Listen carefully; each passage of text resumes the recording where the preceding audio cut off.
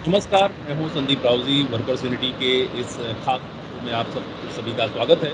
हमारे साथ इस समय महाराष्ट्र के trade union activist Chandan Kumar ji जुड़े हैं। 1 महीने से लगातार सरकार ने ना-नुकुर करते हुए कि लॉकडाउन और कड़ाई से लागू करेंगे, मज़दूरों को नहीं जाने देंगे और उसके बाद बुधवार को यानी कि कल एमएचए ने अमित शाह के मंत्रालय से ये नोटिस जारी किया गया है, एक अध्यादेश और जारी किया गया है कि अब मज़दूरों को, प्रवासी मज़दूरों को उनके घर जाने दिया जाएगा।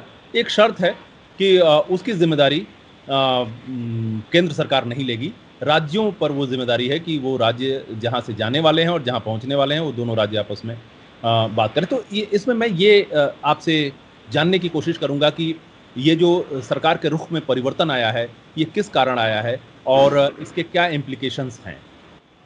सबसे पहले बहुत-बहुत धन्यवाद संदीप भाई आपका और वर्कर्स यूनिटी के साथियों का कि आपने मुझे ये मौका दिया अपनी बात को यहाँ पे रखने का। सबसे पहले तो मैं ये कहना चाहता हूँ कि सरकार 22 तारीख से लेकर के और आज तक करीब-करीब 1.5 महीने का वक्त होने आया है। सरकार के जो भी फैसले हैं, हम अंग्रेजी में बोलते हैं यूटोपियन फैसले हैं, उनका जमीन से कोई संबंध नहीं है।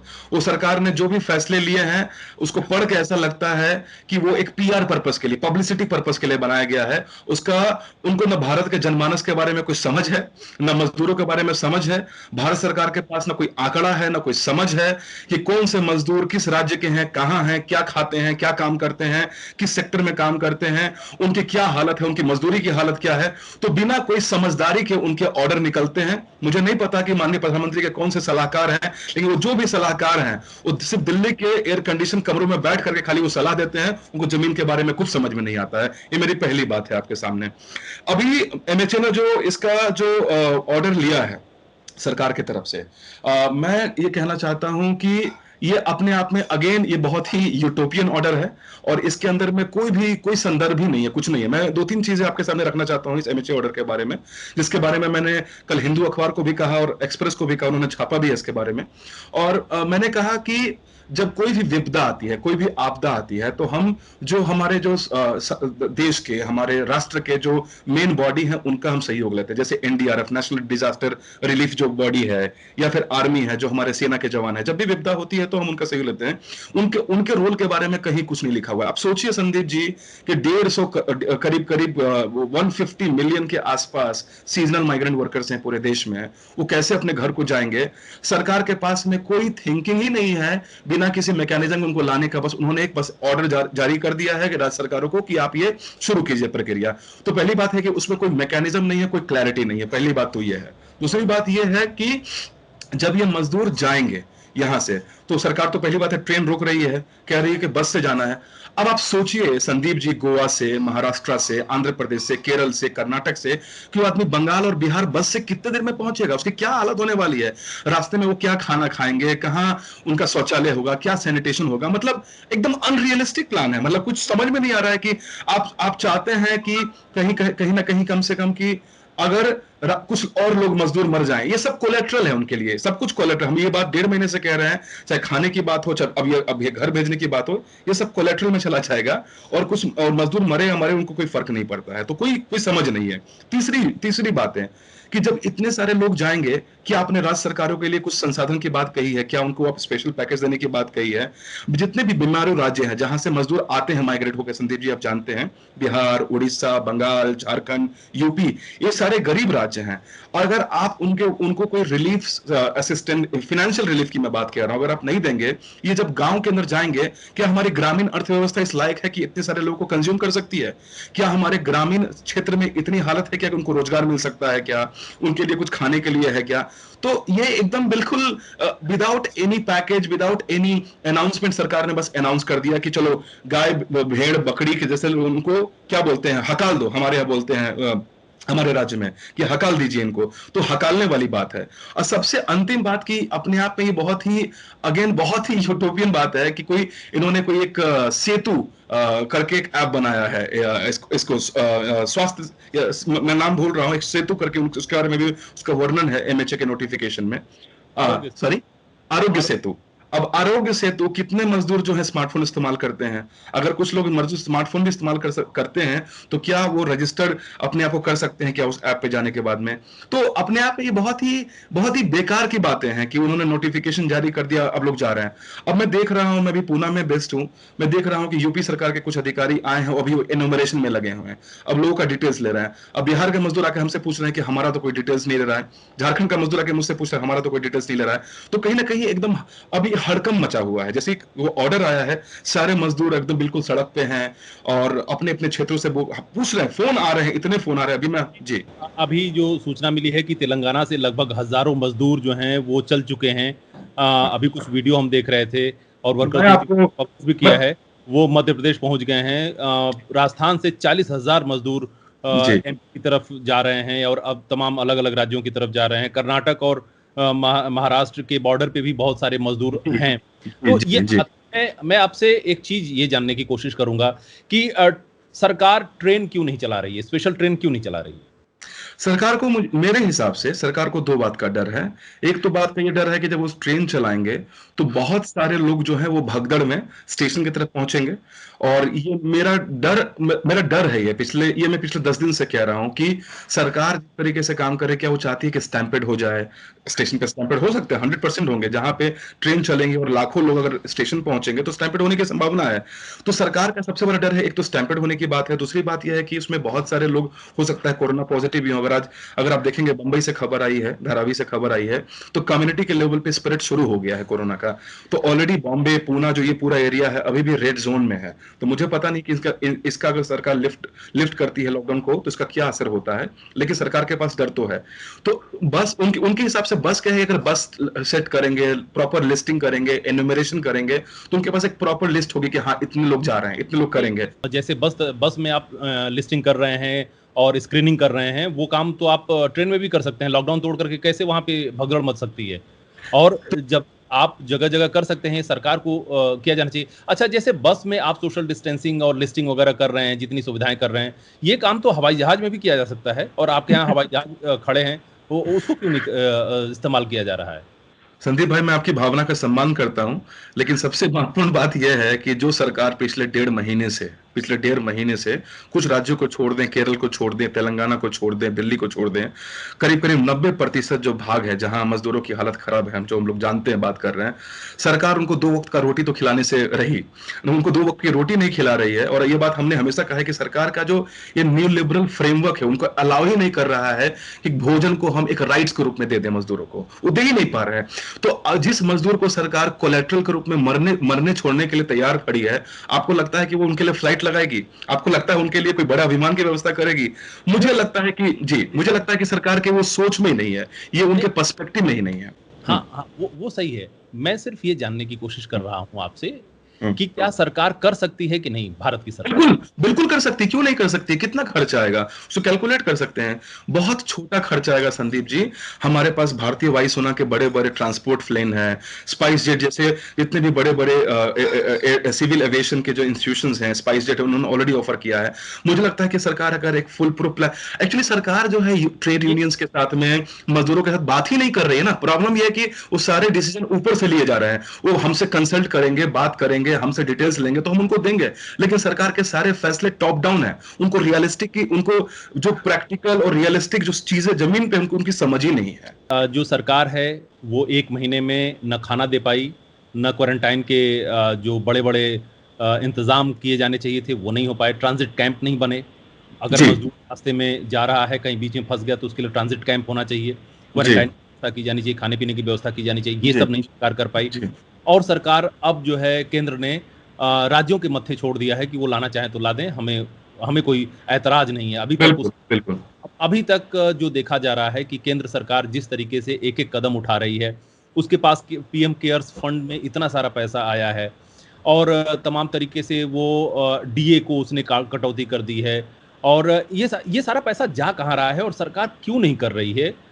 सबसे दो इसमें मुख्य बातें हैं। आपने बहुत अच्छा सवाल पूछा है। एक तो बात यह है कि जब सरकार ने पौने दो करोड़ का पीएम गरीब कल्याण योजना जब अनाउंस किया, उसके बारे में कोई क्लैरिटी नहीं है कि किस किस राज्य को कितना बटा, कितना खर्च हुआ, या फिर किस किस भाग में कहा गया। आपने खाने के लिए कितना खर्च किया, ट्रांसपोर्ट में कितना खर्च किया, मजदूरी में कितना खर्च किया, कोई भी क्लैरिटी नहीं है, कुछ भी क्लैरिटी नहीं है। पहली बात तो ये है।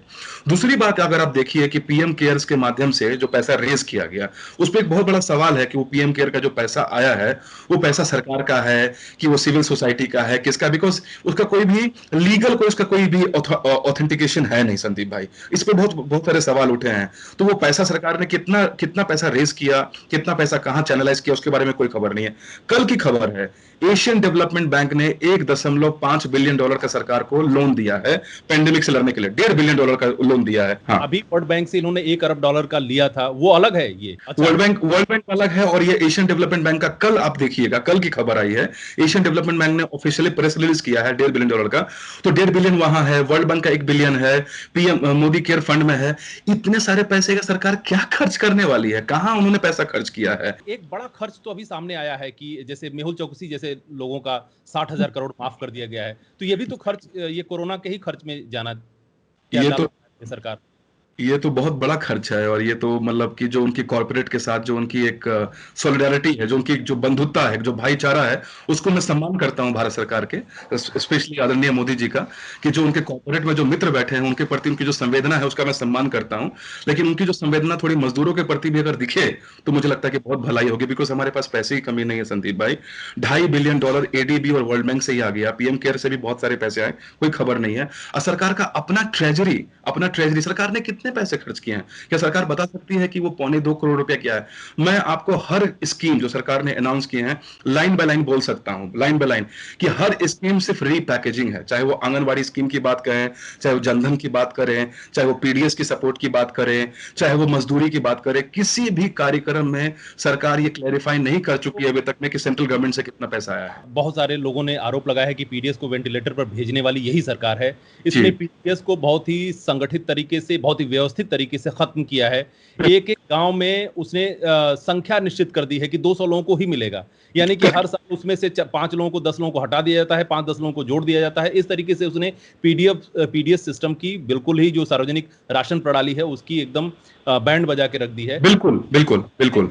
इसके अलावा एक चीज मैं आपसे और अंतिम जानने की कोशिश करूंगा। आप ट्रेड यूनियन एक्टिविस्ट हैं और चीज़ों को सब सोचते हैं, सरकार से भी आपका काफ़ी ताल्लुक रहा है। आप महाराष्ट्र सरकार को भी आपने कुछ सुझाव दिए थे इस मामले में, तो उसने माना है। आप एक चीज़ हम ये जानना चाहते हैं कि अगर मान लीजिए मोदी गवर्नमेंट या बीजेपी की या कांग्रेस की, इन सारी गवर्नमेंट्स को हटा दिया जाए, अगर मजदूरों की सरकार होती तो क्या करती? 5 बात ये बताइए कि मजदूरों की अगर सरकार होती तो वो 5 ऐसे कौन से निर्णय लेती जिससे चीजें बड़ी स्मूथली देखिए, हैंडल की जा सकती? आज दो बड़ी बातें हैं आज के दिन में, कि आज ही के दिन जो रूस की जो जो जो सरकार थी, कम्युनिस्ट सरकार थी, वो आज के दिन ही बर्लिन पहुंच गई थी, और विश्व युद्ध का अंत हुआ था, और आज के दिन ही हिटलर ने अपने आप आत्महत्या की थी। तो आज एक बड़ा दिन है।